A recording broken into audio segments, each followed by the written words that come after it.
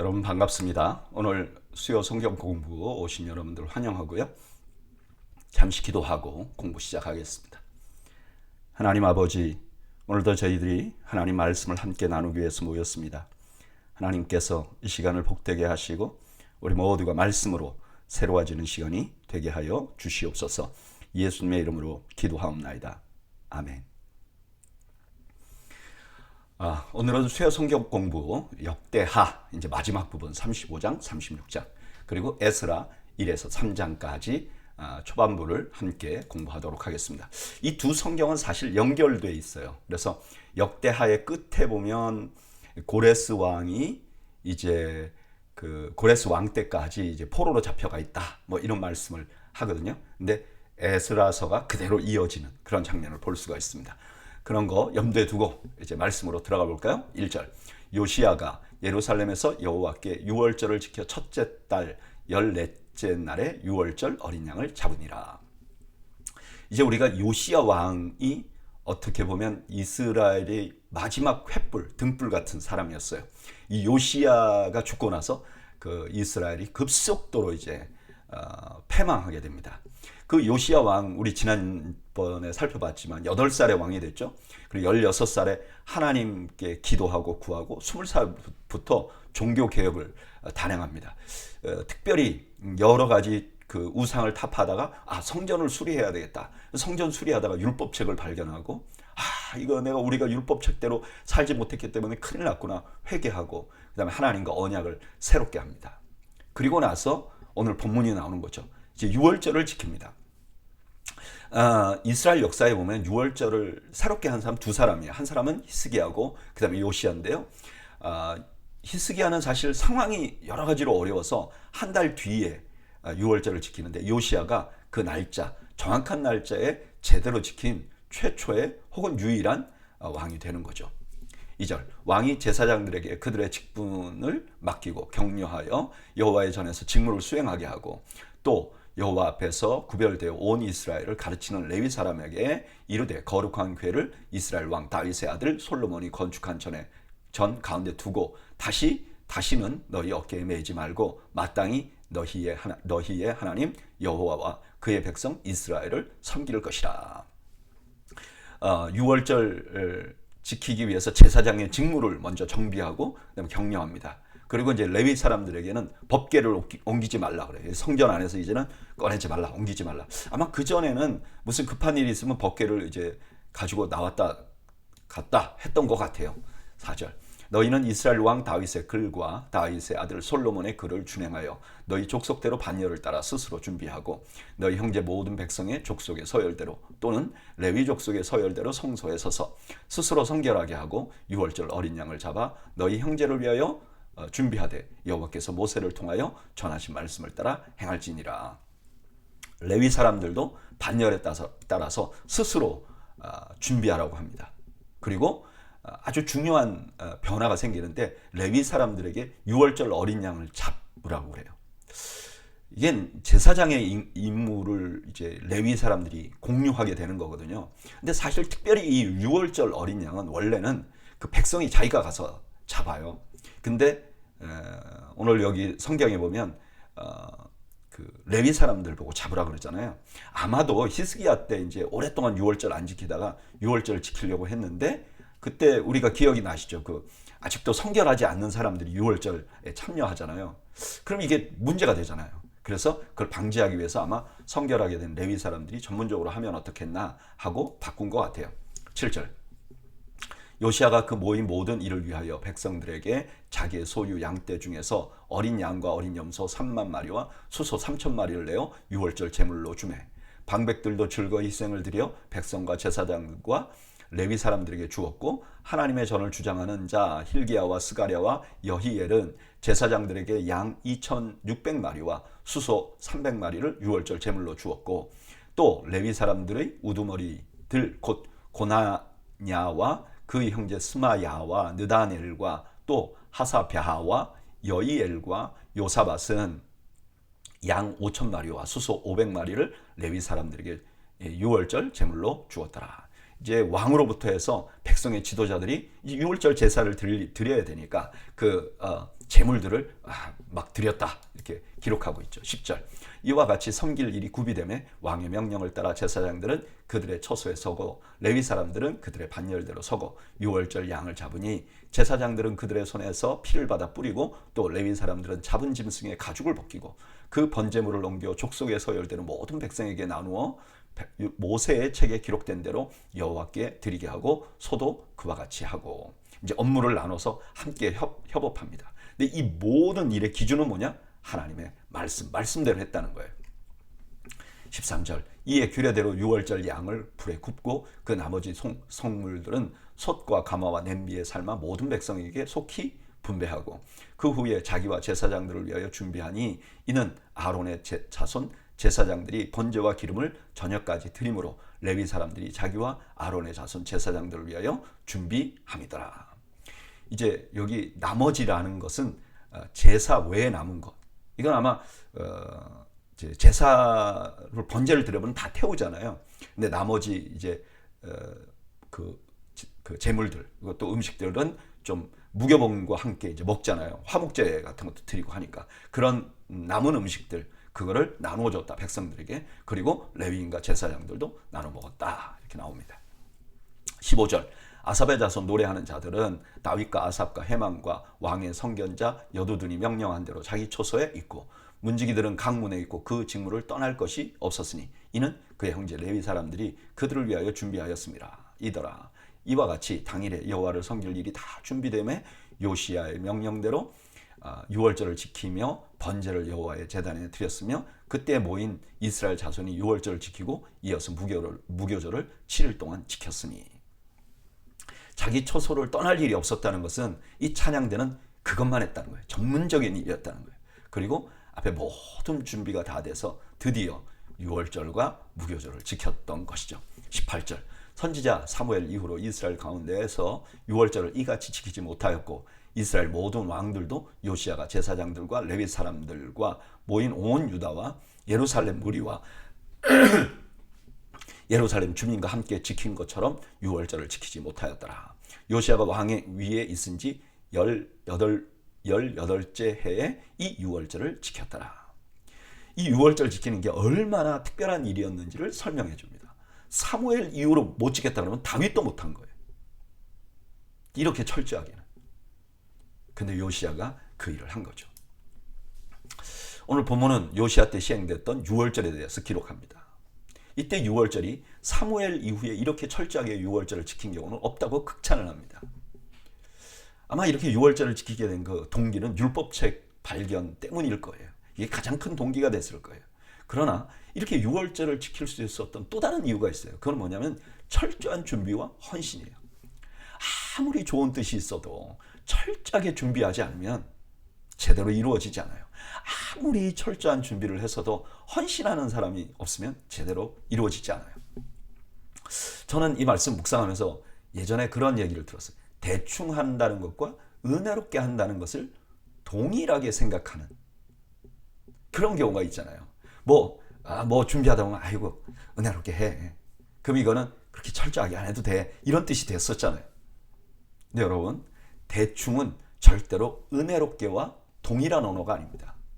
오히려 철저하게 완벽하게 준비하는 게 은혜롭게와 동일한 거죠. 여러분 완벽하게 준비하면 은혜롭게 진행돼요. 어렵지 않게 진행돼요. 그러니까 잘 준비해야 은혜롭게 진행되는 거예요.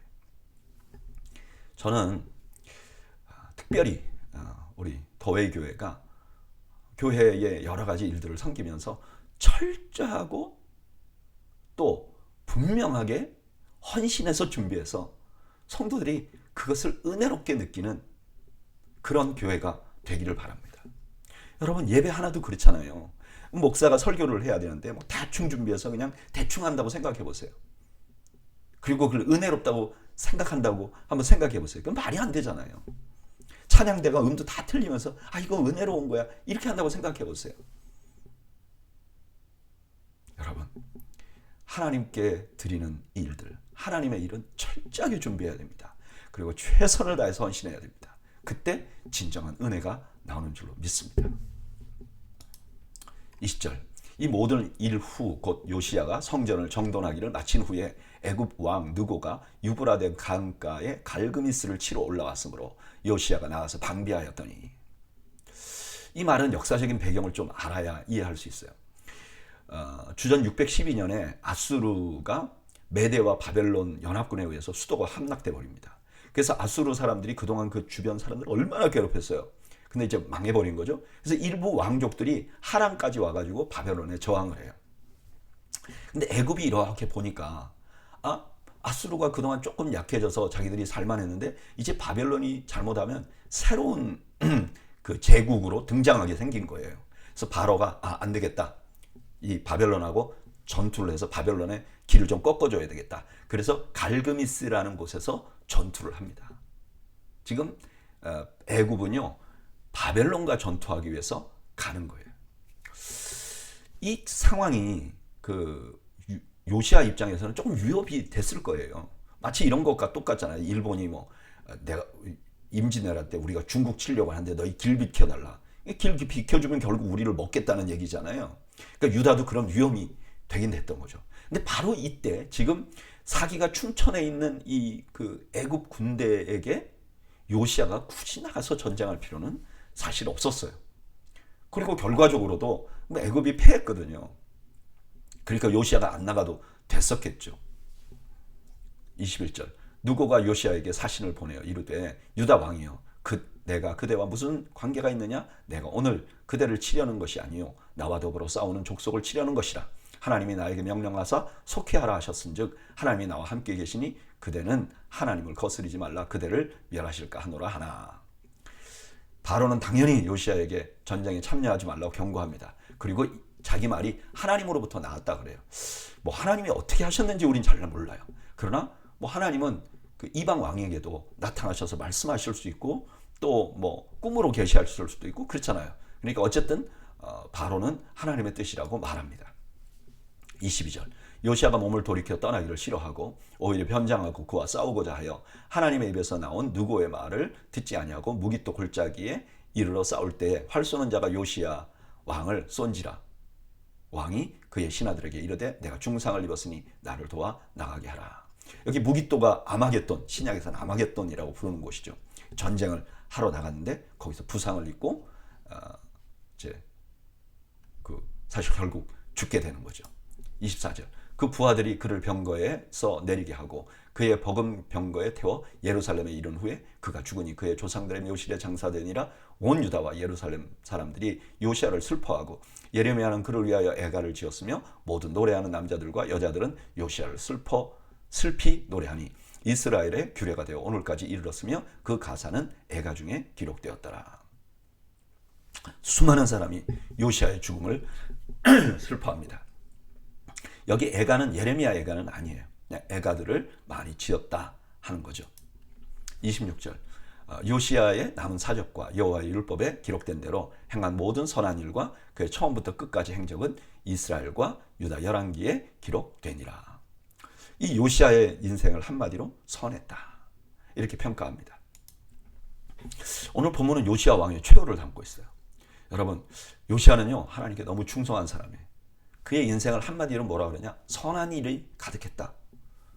그런데 39살의 나이로 참으로 어이없게 죽음을 당합니다. 이런 죽음이 생기면 사람들이 이렇게 생각하잖아요. 저게 우리가 볼 때는 잘했는데 저 사람이 뭔가 하나님 앞에 잘못한 거 아니야? 그래서 불행을 당한 거 아니야? 이렇게 생각하기가 쉽단 말이에요. 그런데 열왕기하 22장 20절에 풀다가 요시야 왕에게 그 뜻을 전하잖아요. 그 율법을 발견했을 때 뜻을 전하는데 그때 이렇게 말해요. 그러므로 보라 내가 너로 너의 조상들에게 돌아가서 평안히 묘실로 들어가게 하리니 내가 이곳에 내리는 모든 재앙을 내 눈이 보지 못하게 하리라 하셨느니라 하니 사자들이 왕에게 보고하니라. 이렇게 보면 이제 요시야가 급격하게 죽은 것은 하나님이 이제 그 백성에게 재앙을 내릴 거예요. 이제 재앙의 때가 다가왔어요. 근데 하나님은 요시야가 그 재앙을 보기를 원하지 않았던 거죠. 그래서 급속하게 데려가신 거죠.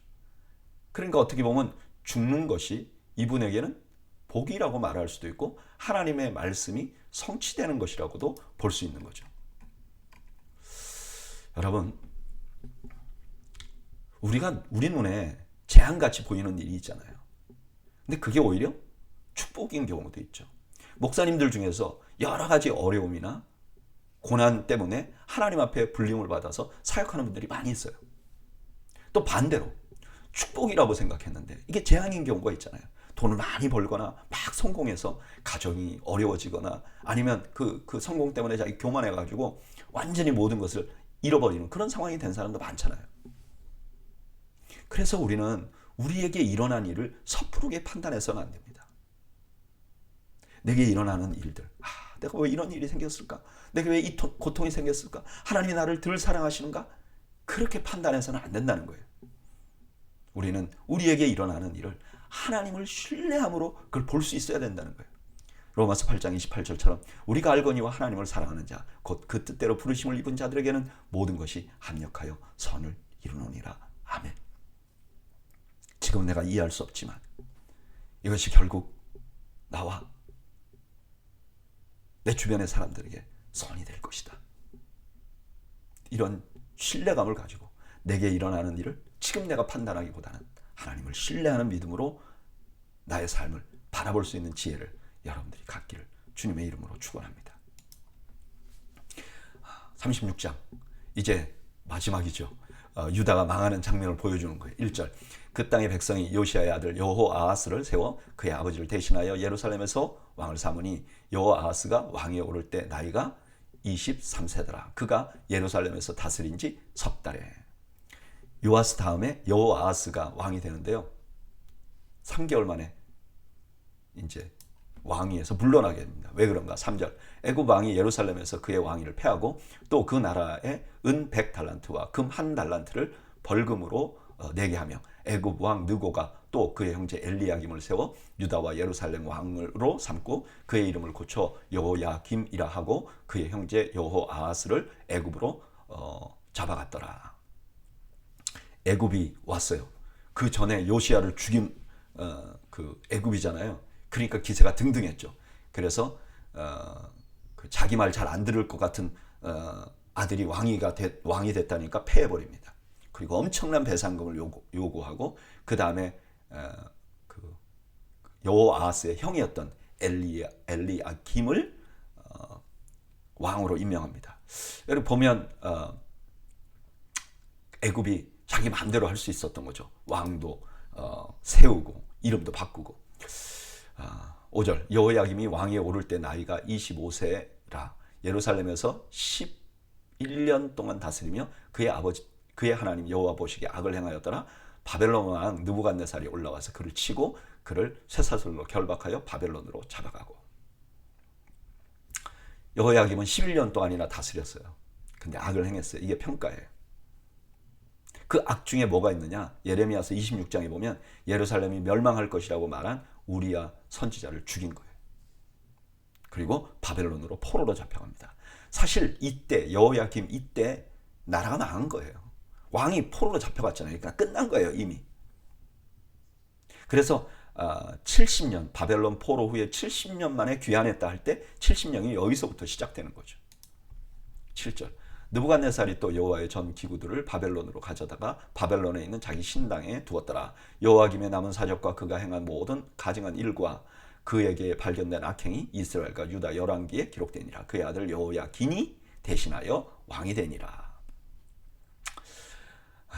한마디로 악한 삶을 살았다는 거예요. 여호야긴이 왕위에 오를 때 나이가 8세라. 예루살렘에서 석 달 열흘 동안 다스리며 여호와 보시기에 악을 행하였더라. 그해 느부갓네살이 사람을 보내어 여호야긴을 바벨론으로 잡아가고 여호와의 전에 귀한 그릇들도 함께 가져가고 그의 숙부 시드기야를 세워 유다와 예루살렘 왕으로 삼았더라. 아니 8살밖에 안 됐고 100일밖에 안 다스렸는데 무슨 악을 행했을까? 이거는 단순히 왕의 악이 아니라 그 국가 전체가 하는 일을 왕의 일로 평가했다고 볼 수 있는 거죠. 그리고 이 사람 역시 바벨론으로 잡혀갑니다. 11절 시드기야가 왕위에 오를 때 나이가 21세라 예루살렘에서 11년 동안 다스리며 그의 하나님 여호와 보시기에 악을 행하고 선지자 예레미야가 여호와의 말씀으로 일러도 그 앞에서 겸손하지 아니하였으며.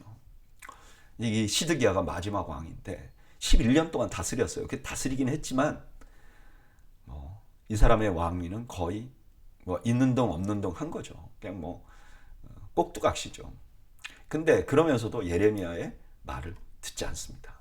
13절 또한 느부갓네살 왕이 그의 하나님을 가리켜 맹세하게 하였으나 그가 왕을 배반하고 목을 곧게 하며 마음을 완악하게 하여 이스라엘 하나님 여호와께로 돌아오지 아니하였고 모든 제사장들의 우두머리들과 백성도 크게 범죄하여 이방 모든 가증한 일을 따라서 여호와께서 예루살렘에 거룩하게 두신 그의 전을 더럽게 하였으며. 아마 느부갓네살이 이 시드기야나 유다 왕들이 하도 자기 말을 안 듣고 자꾸 배반하니까 이번에는 시드기야에게 너 하나님 앞에 맹세, 하나님 여호와의 이름으로 맹세, 그렇게 맹세를 시켰던 것 같아요. 그런데도 이 사람이 바벨론에 대해서 반감을 가지니까 이제 나라가 없어지게 되는 거죠. 이때는 왕뿐만 아니라 신하들도 또 제사장들도 다 하나님을 섬기지 않고 이방 민족들을 섬기고 신을 섬기고 우상을 섬기고 그랬던 거죠. 15절 그 조상들의 하나님 여호와께서 그의 백성과 그의 거하시는 곳을 아끼사 부지런히 그의 사신들을 그 백성에게 보내어 이루셨으나 그의 백성이 하나님의 사신들을 비웃고 그의 말씀을 멸시하며 그의 선지자들을 욕하여 여호와의 진노를 그의 백성에게 미치게 하여 회복할 수 없게 하였으므로. 하나님은요 이런 상황에도 마지막까지 그 백성을 아끼셨어요. 그 증거가 뭐냐? 계속 선지자들을 보냈어요.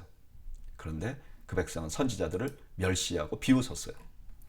17절 하나님이 갈대아 왕의 손에 그들을 다 넘기시매 그가 와서 그들의 성전에서 칼로 청년들을 죽이며 청년 남녀와 노인과 병약한 사람을 긍휼히 여기지 아니하였으며 또 하나님의 전 대소 그릇과 여호와의 전에 보물과 왕과 방백들의 보물을 다 바벨론으로 가져가고 또 하나님의 전을 불사르며 예루살렘 성벽을 헐며 그들의 모든 궁시를 불사르며 그들의 모든 귀한 그릇들을 부수고 칼에서 살아남은 자를 그가 바벨론으로 사로잡아가매 무리가 거기서 갈대아 왕과 그의 자손의 노예가 되어 바사국이 통치할 때까지 이르니라.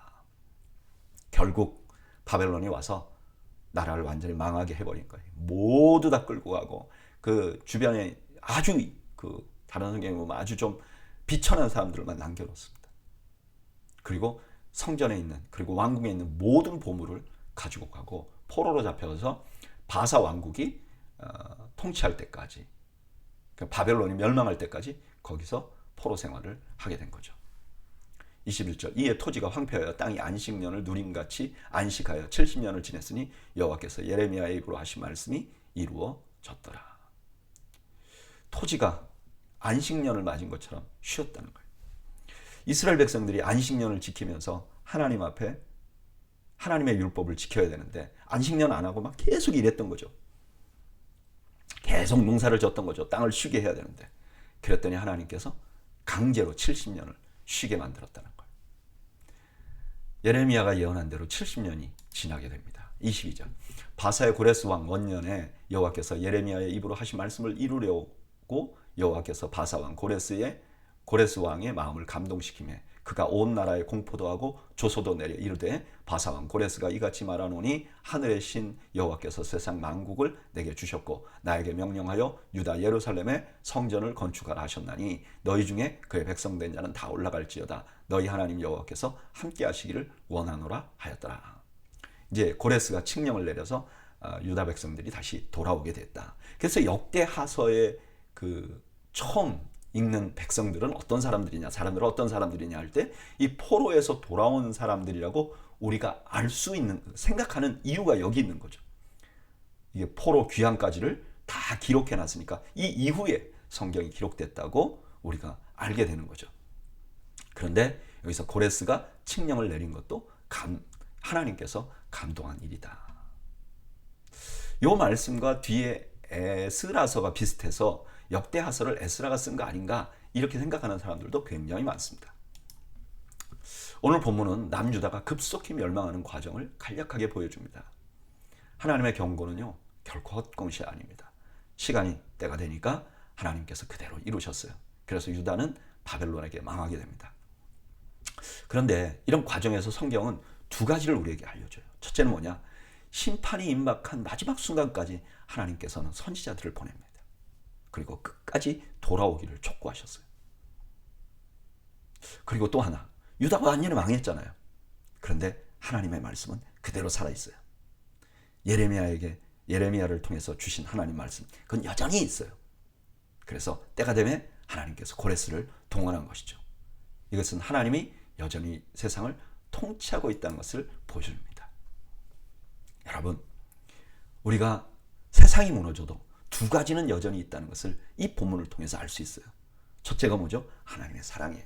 하나님, 우리가 아무리 어려운 일이 생기고 고통이 있어도 하나님의 사랑은 없어지지 않습니다. 아무리 절망적인 상황에서도 하나님의 사랑은 없어지지 않습니다. 두 번째, 하나님의 통치입니다. 세상이 아무리 엉망으로 돌아가도 하나님은 이 땅을 통치하십니다. 여러분, 그리스도인의 소망이 무엇입니까? 내가 잘 되는 것입니까? 내가 생각하는 대로 내 인생이 되는 것입니까? 아니요. 그리스도인의 소망의 근거는 뭐냐? 하나님이 지금도 나를 사랑하고 계시고 하나님이 지금도 세상을 통치하고 계시다는 것입니다. 이것이 카타콤에서 모진 핍박을 받으면서 죽음에 임박할 수 있는 그런 상황에서도 믿음을 놓지 않은 믿음의 용장들이 가지고 있었던 기본적인 신뢰감입니다. 저는 오늘 수요 성경 공부 오신 여러분들이 이 사실을 잊지 않으시기를 바랍니다. 하나님은 우리를 사랑하십니다. 그리고 하나님은 지금도 세상을 통치하고 계십니다. 이것이 포로에서 돌아온 역대하 기자가 그 백성들에게 준 희망이요, 오늘 사는 우리들에게 하나님께서 주시는 메시지이기도 한 것입니다. 저는 우리가 바로 이런 믿음을 가지고 하나님 앞에 남은 인생 충성되게 살아가는 저와 여러분들이 되시기를 바랍니다. 자, 이제 에스라서로 넘어갑니다. 이제 포로로에서 귀환하는 그 과정을 좀 더 구체적으로 성경이 알려주고 있는 거죠. 1절, 바사왕 고레스 원년에 여호와께서 예레미야의 입을 통하여 하신 말씀을 이루게 하시려고 바사왕 고레스의 마음을 감동시키며 그가 온 나라에 공포도 하고 조소도 내려 이르되. 여기 고레스 원년이라고 한 것은 고레스가 처음 왕이 된 때가 아니라 고레스가 이제 나중에 바벨론을 물리치잖아요. 그래서 페르시아 대제국을 완성한 해잖아요. 바로 이 537년을 가리켜서 한 말이죠. 여기 감동시키다는 말은 잠자는 자를 깨우다, 이런 의미가 있어요.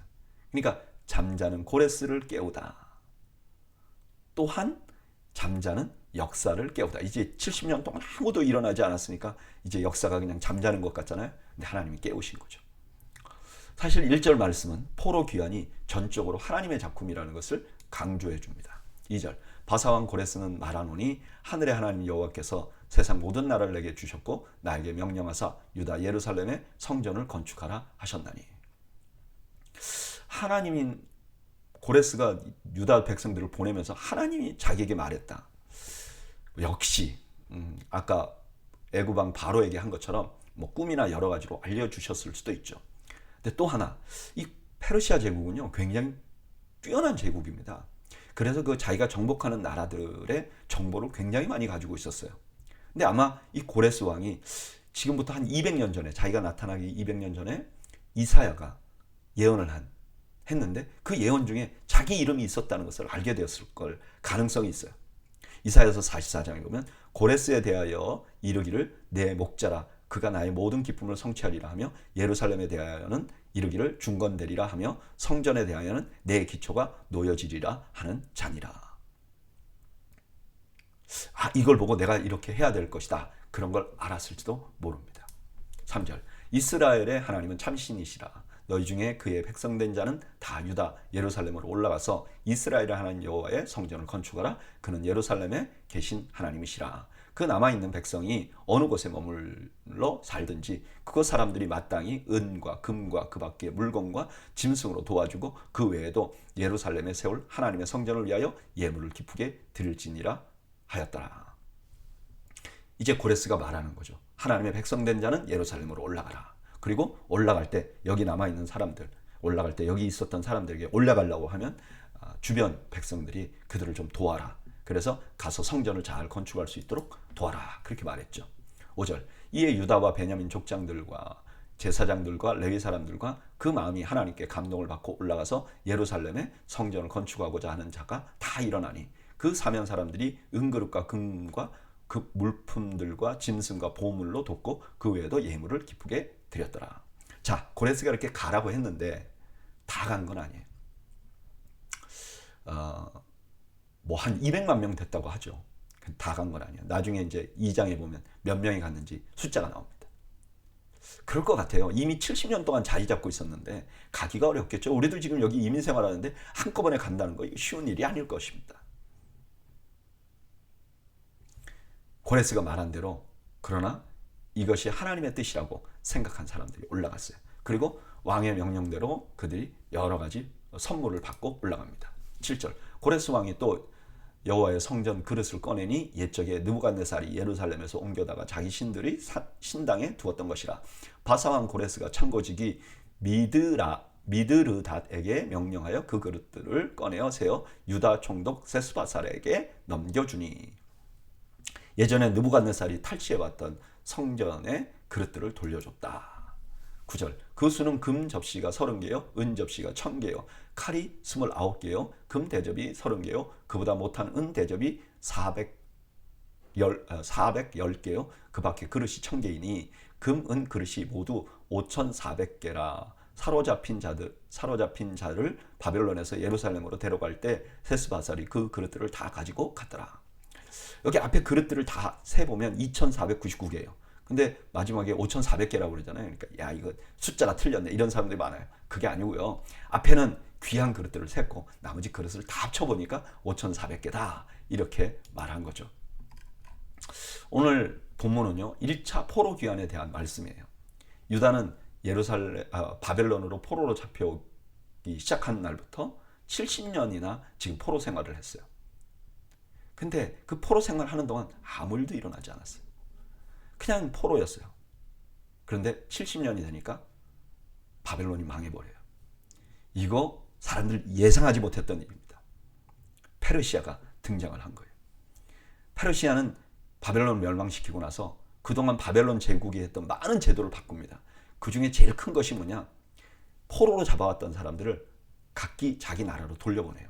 그리고 거기서 각자의 종교와 문화를 가지고 살라고 말해요. 대신 조공을 바치라고. 사실 이들이 그 국가 안에 살면 뭐 큰 도움이 안 되잖아요. 근데 거기 가서 자기들이 그 땅을 일구고 조공을 바치면 페르시아 입장에서 훨씬 더 이익이 되는 거죠. 그래서 각 민족을 자기 땅으로 돌려보내게 됩니다. 그 일이 유대인에게도 일어난 거예요. 그런데 그 일을 한 사람의 이름이 고레스예요. 그 고레스라는 이름이 예전에 이사야가 예언했던 바로 그 이름이에요. 마치 예수님의 이름을 미리 말하듯이. 그 왕은 유대인들을 귀환시킬 뿐만 아니라 선물도 줘서 보내요. 이렇게 하니까 이 모든 일이 하나님이 하셨다는 것을 보여주는 것입니다.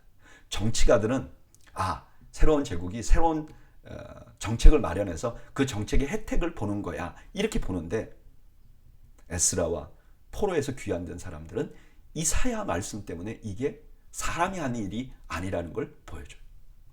이 모든 것이 하나님이 하셨다는 확신을 갖게 되는 거예요. 여러분 아까 역대하에 뭐라 그랬죠? 유다는 망했어도 하나님은 그들을 사랑하셨어요. 그리고 하나님은 계속해서 통치하고 계셨어요. 그래서 하나님이 그 약속을 지키시기 위해서 고레스를 깨운 거죠. 그래서 에스라가 처음에 고레스를 깨운다 하는 말씀을 시작하는 거죠. 오늘 본문은요. 하나님께서는 그 백성을 잊지 않으시고 때가 되면 그 약속을 지키시는 분이라는 걸 보여줍니다. 여러분 잊지 마시기 바랍니다. 하나님은요. 그 백성을 절대로 버리지 않습니다. 우리가 생각할 때 고난이 너무 길고 끝이 없어 보일 때 하나님께서 나를 버리셨는가? 아니요.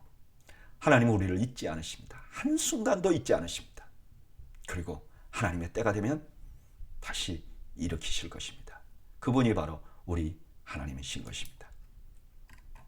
에스라서 2장 2장은 1절부터 70절까지 귀환된 포로에서 귀환된 사람들의 명단을 쭉 말씀합니다. 2장 1절부터 35절까지는 그 가계와 그 다음에 출신지별로 귀환자 명단이 나옵니다. 그리고 36절부터 56절까지는 제사장과 레위인들, 성전 봉사자들의 명단이 나옵니다. 그리고 50절에서 63절에 보면 특이한 계보가 나와요. 이건 뭐냐면 종족과 계보가 불확실한 사람들입니다. 59절에 보면 델멜라와 델하르사와 그룹과 앗단과 임멜에서 올라온 자가 있었으나 그들의 조상의 가문과 선조가 이스라엘에 속하였는지 밝힐 수 없었더라. 수많은 사람이 올라왔는데 자기도 유대인이라고 생각하고 성전을 건축하려고 올라왔는데 말이죠. 그 중에 알고 보니까 이스라엘 사람이 유다 그 혈통이 아닌 사람들이 있었다는 거예요. 64절 온 회중의 합계가 42,360명이요. 그 외에 남녀와 여종이 7,337명이요. 노래하는 남녀가 200명이요. 말이 7,362요. 노새가 235요. 낙타가 435요. 나귀가 6,720이었더라. 돌아온 사람 전체가 42,000명 정도밖에 안 되는 거예요. 엄청난 사람들이 거기 있었는데. 그리고 돌아온 사람들 중에 숫자를 세보니까 인구당 6명에 1명꼴로 노예들이 왔어요. 종들이.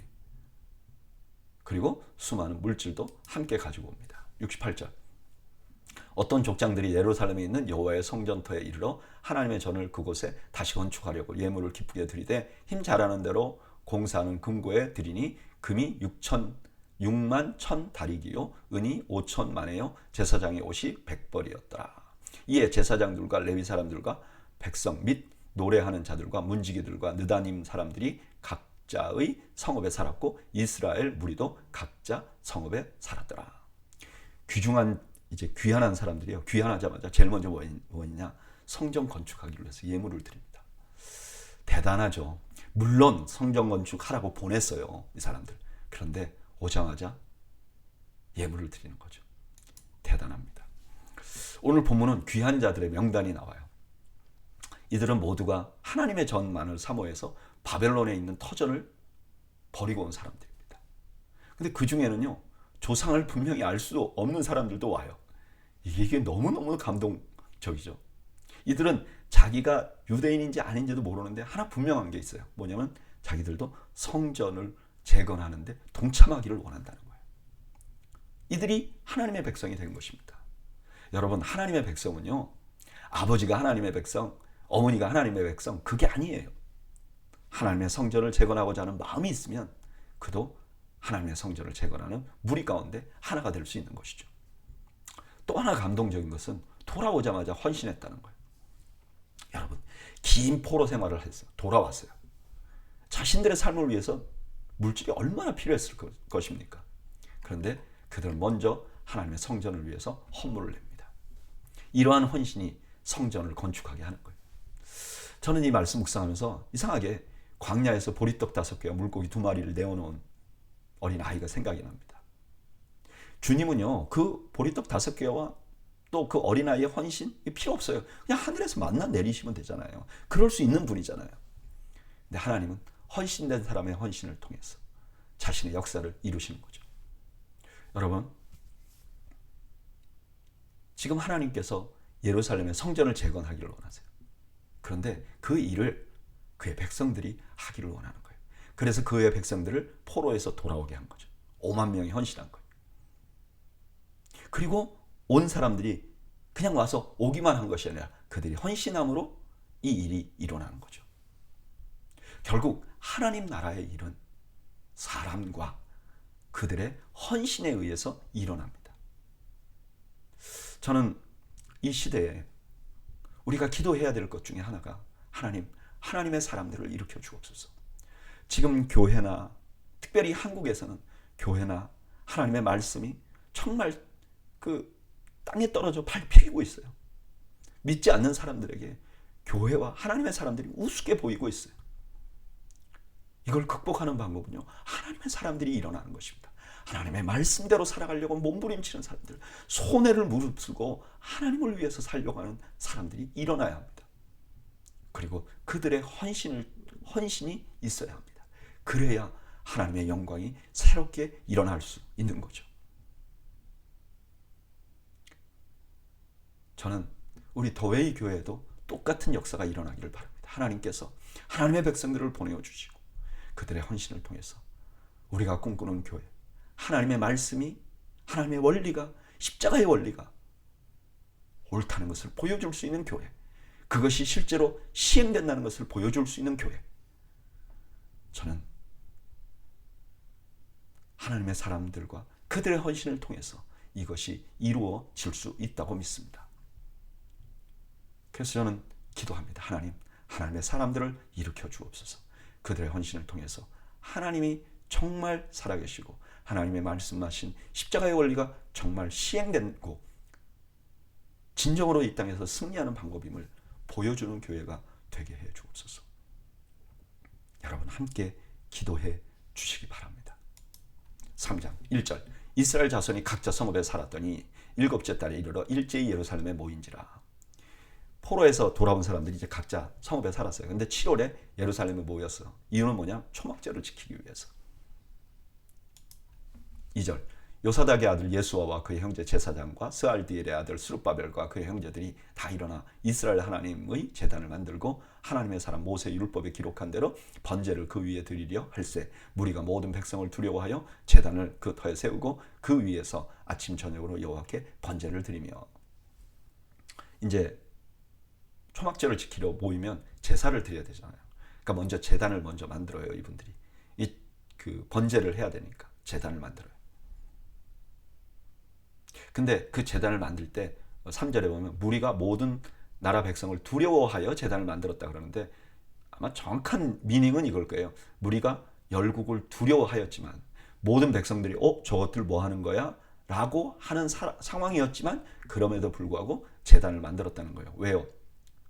초막절을 지키려면 제사를 드려야 되는데 제단이 없었기 때문에.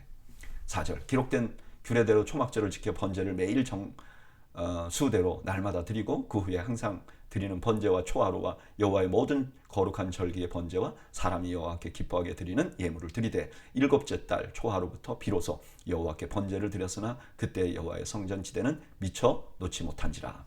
자, 모여서 이제 다 제사를 드렸어요. 근데 제사를 드리고 나니까 그 사람들 눈에 뭐가 보였을까요? 그렇죠. 다 무너져버리고 아무것도 없는 성전 터가 보였겠죠. 여기 기초도 없었다 이렇게 말합니다. 7절 이에 석수와 목수에게 돈을 주고 또 시돈 사람과 두로 사람에게 먹을 것과 마실 것과 기름을 주고 바사왕 고레스의 명령대로 백향목을 레바논에서 욥바 해변까지 운송하게 하였더라. 이제 그게 보고 나니까 성령 건축을 하자. 그래서 사람들을 동원하는데 두로와 시온의 기술자들을 불러요. 그리고 백향목을 사용해요. 왜 이렇게 말했을까요? 이게 솔로몬 성전을 지을 때도 두로와 시돈의 기술자들이 왔고요. 백향목으로 했어요. 그러니까 지금 성전을 재건할 것인데 이게 솔로몬 성전을 그대로 재현하고 있다 하는 것을 보여주기 위해서 이렇게 말하는 거죠. 8절 예루살렘에 있는 하나님의 성전에 이른 지 2년 둘째 달에 스알디엘의 아들 스룹바벨과 요사닥의 아들 예수아와 다른 형제 제사장들과 레위 사람들과 무릇 사로잡혔다가 예루살렘에 돌아온 자들이 공사를 시작하고 20세 이상 레위 사람들을 세워 여호와의 성전 공사를 감독하게 하며 이에 예수아와 그의 아들들과 그의 형제들과 갓미엘과 그의 아들들과 유다 자손과 헤나닷 자손과 그의 형제 레위 사람들이 일제히 일어나 하나님의 성전 일꾼들을 감독하니라. 이제 2년 둘째 달에 공사를 시작합니다. 이제 레위 사람들이 그 일꾼들을 다 감독하는 거죠. 10절 건축자가 여호와의 성전에 기초를 놓을 때 제사장들은 예복을 입고 나팔을 들고 아삽 자손 레위 사람들은 제금을 들고 서서 이스라엘 왕 다윗의 규례대로 여호와를 찬송하되 찬양으로 화답하며 여호와께 감사하며 이르되 주는 지극히 선하심으로 그의 인자하심이 이스라엘에게 영원하시도다 하니 모든 백성이 여호와의 성전 기초가 놓임을 보고 여호와를 찬송하며 큰 소리로 즐거이 부르고. 자, 이제 기초를 놓을 때 찬양대가 찬양을 했다는 거예요. 근데 그 내용이 뭐예요? 저는 이게 그냥 가슴이 저리더라고요. 그의 인자하심이 영원하다. 70년 포로로 돌아온 사람들이 내뱉는 말이 뭐예요? 하나님의 인자하심은 영원해 편하지 않아. 그 고난이 이 사람들에게 바로 이것을 가르쳐 준 거죠. 12절 제사장들과 레위 사람들과 나이 많은 족장들은 첫 성전을 보았으므로 이제 이 성전의 기초가 놓임을 보고 대성통곡하였으나 여러 사람은 기쁨으로 크게 함성을 지르니 백성이 크게 외치는 소리가 멀리 들리므로 즐거이 부르는 소리와 통곡하는 소리를 백성들이 분간하지 못하였더라. 마지막으로 이제 그 돌아온 사람 중에 1차, 2차, 3차 이게 바벨론에 포로로 잡혀갔는데 처음 포로로 잡혀간 사람으로부터는 70년이지만 마지막으로 포로로 잡혀간 사람들에게는 50년이에요. 그러니까 뭐 10대 후반에 잡혀온 사람들은 지금 한 60대 후반, 70대가 됐을 텐데 그들은 예전 성전을 본 거죠. 그러니까 그들이 지금 성전이 놓이는 걸 보니까 감격해서 통곡을 하는 거죠. 아마 우는 사람이나 기뻐하는 사람의 또 감정은 다 똑같았을 거예요. 얼마나 감격했을까요? 오늘 본문에는 포로가 귀환되어 백성들이 성전의 기초를 놓는 장면이 기록되어 있어요. 그들은 제일 먼저 초막절을 지켜요. 우리가 다른 것보다도 하나님의 말씀대로 절기를 지켜야 되겠다. 초막절을 지켜요. 근데 초막절을 지키려면 번제를 드려야 되는데 제단이 없어요. 그래서 먼저 제단을 만들어요. 근데 제단에서 제사를 드리다 보니까 성전이 없잖아요. 그러니까 성전을 지어야 되겠다. 그래서 7개월 동안 준비해갖고 기초를 만듭니다. 지금 이 사람들은 너무나 어려운 상황이에요. 생각해보세요. 포로로 잡혀갔다가 다시 돌아왔어요. 지금 이 땅에 예루살렘은 아무것도 없어요. 성벽이 다 무너져 있어요. 그러면 적들이 막 마음대로 유린할 수 있잖아요.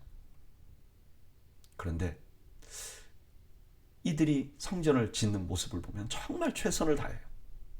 그리고 그 성전의 기초를 놓는 날 얼마나 기뻐했는지 몰라요. 저는 이 백성들이 성전을 새롭게 지으려고 시작하는 장면을 보면서 우리가 우리의 삶을 재건할 때도 이 순서대로 하는 것이 좋지 않을까 하는 생각이 들더라고요. 보세요. 이들이 처음부터 막 흩어져 있는 사람들에게 성전 건축할 거니까 헌금 내세요. 그랬으면 어떻게 됐을까요? 물론 그들이 다 성전 건축하러 온 사람들이에요. 그러나 마음이 쉽지 않았을 거예요. 근데 제일 먼저 뭐죠? 이들이 하나님 앞에 마음을 드려. 우리가 초막절을 지켜야지. 우리 이스라엘 백성들을 광야에서 인도하신 그 하나님, 그리고 하나님의 죄사함을 선포받는 이 날이 너무 중요하지. 그래서 초막절을 지켜요. 하나님께로 마음을 돌리는 거죠. 그리고 가서 제사를 드려요. 예배가 회복되는 거죠. 예배가 회복되니까 온 사람들의 마음에 성전이 보이는 거예요. 그래서 회복되기 시작한 거죠. 저는 우리가 우리의 삶을 재건할 때도 아마 이런 순서가 필요할 것 같아요. 제일 먼저는 하나님께로 마음을 돌리는 거예요. 그리고 예배를 회복하는 거예요. 그러면 하나님께서 우리가 진정으로 무엇으로부터 회복해야 하는지 보여주실 거예요. 그러면 그것으로부터 우리의 삶을 회복시켜야 되는 거죠. 여러분, 우리의 삶의 회복은 마음을 하나님께로 돌리는 것입니다.